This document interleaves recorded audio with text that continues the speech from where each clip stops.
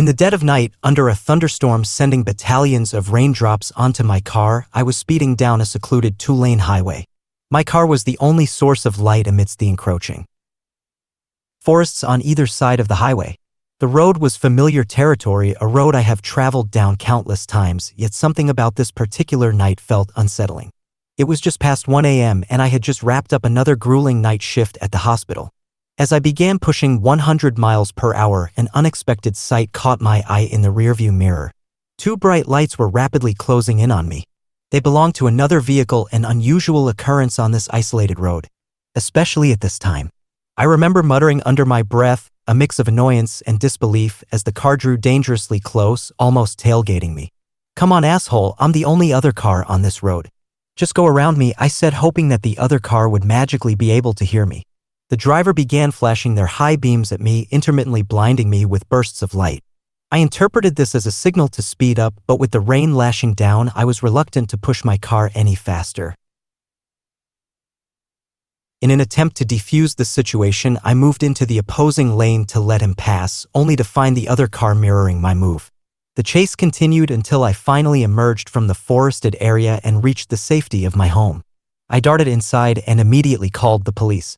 When the officers arrived, I recounted the unnerving encounter, but the mysterious car had already vanished. They inspected my car and the surrounding area but found nothing amiss. The officers, unable to take any substantial action given the nature of the incident, eventually left. I managed to fall asleep, but my rest was short-lived. At 4 a.m., a flood of light through my windows jolted me awake. How was it already daytime? After looking out the window, I soon realized that it was the same high beams, now casting an eerie, fiery orange glow into my room. I called the police again, but the car had disappeared by the time they arrived. The same officers, now visibly irritated, conducted a half-assed check and left, offering little assistance. The following morning brought further confusion. I received a call from the hospital abruptly informing me of termination, followed by hanging up on me when I tried to ask why. When I attempted to call back, the phone number was disconnected. Determined to seek answers, I drove to the hospital only to be confronted by an impassable barrier of orange cones and a fallen tree blocking the only direct road to the hospital. Frustrated and lacking the energy to find an alternate route, I returned home, planning to address the issue of my final paycheck later. That same night, and every night for the following week, the high beams returned, each visitation at 4 a.m., intensifying my sense of dread. The car was silent and would always vanish before the police could arrive, who were now convinced that I was fabricating the story. As the days passed, a surreal sense of isolation enveloped me. My social media seemed frozen in time and my For You page would not update. I couldn't get a hold of anybody over the phone and was instead met with the beeping of a disconnected number. I stopped seeing cars going through my neighborhood and would no longer see anybody walking the streets. The outside world seemed eerily absent, save for the nightly visits from the mysterious car. The police stopped responding to my calls and the town appeared to be closing in on itself, with construction work cutting off access to roads, including my own street. As time passed on, my memory began to falter. It began with trivial things, such as where I vacationed 2 summers ago. But my memory continued eroding to the point where I forgot the name of the hospital I worked at. By the 7th day, my own identity seemed like a distant, fading echo. On the night marking 1 week since my first encounter with my nightly visitor, I was overcome with frustration and fear when I was awoken by a flood of light at 4 a.m. Armed with a baseball bat, I ran outside to confront the car. I began screaming profanities at it, asking what it wants from me. As I got closer to the car, I was met with an unfathomable reality. The car wasn't a car, a void rather than a physical object.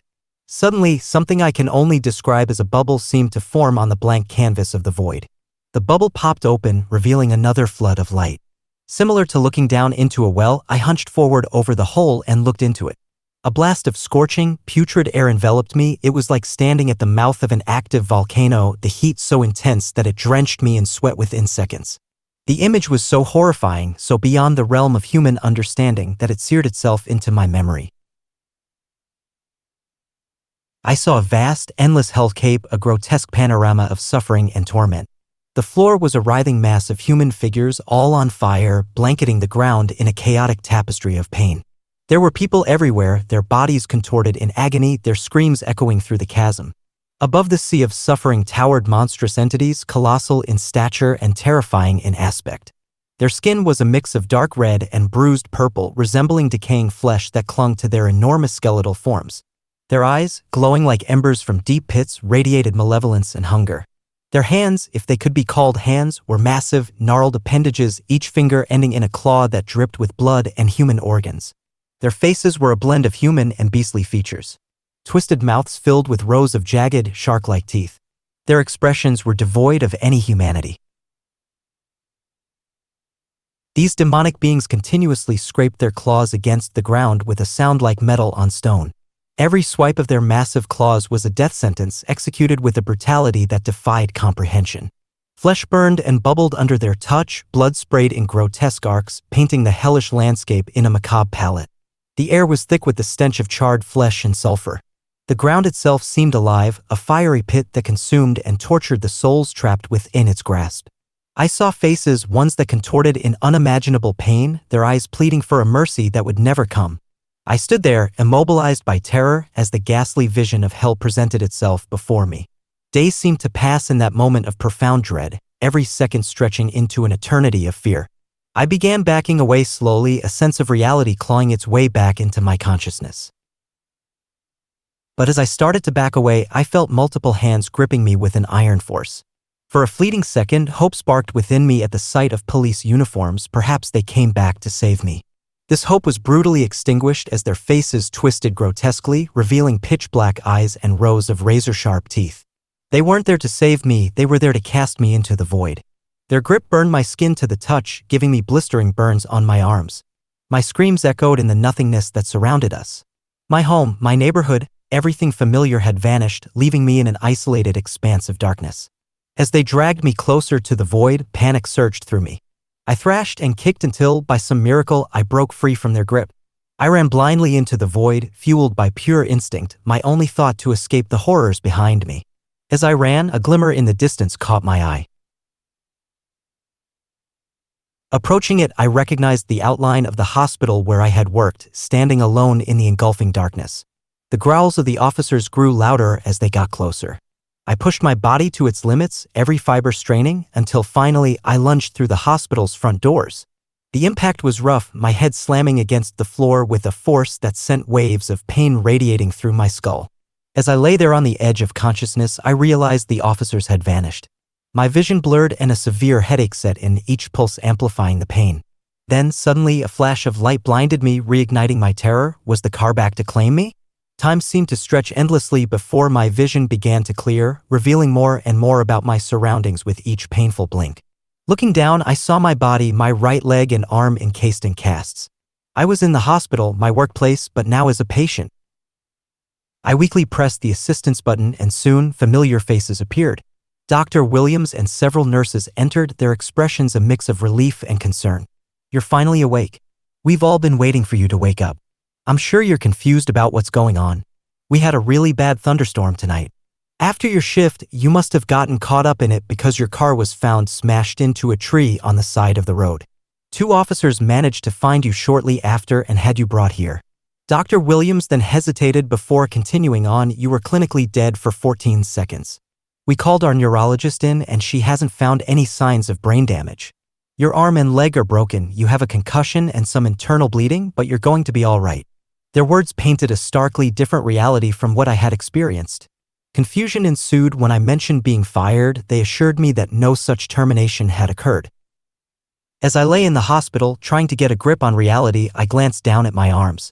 I noticed peculiar, blistering burns on my skin.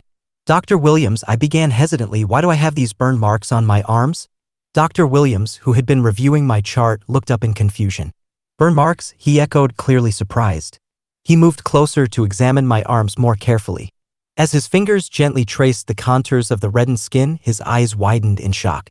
These weren't here before, he murmured almost to himself. And your skin, it's still radiating heat as if these burns just occurred. A shiver was sent down my spine.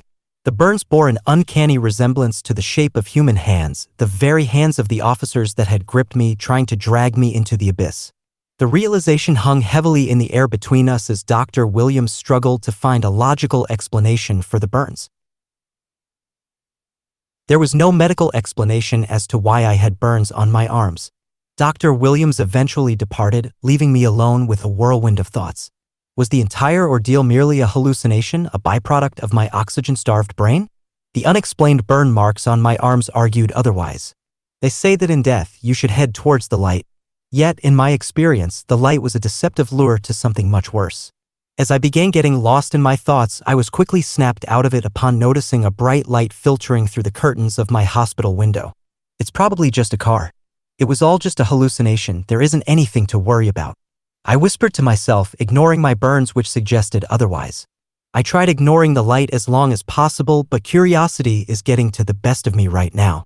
I think I'm going to go see what's outside the window just in case.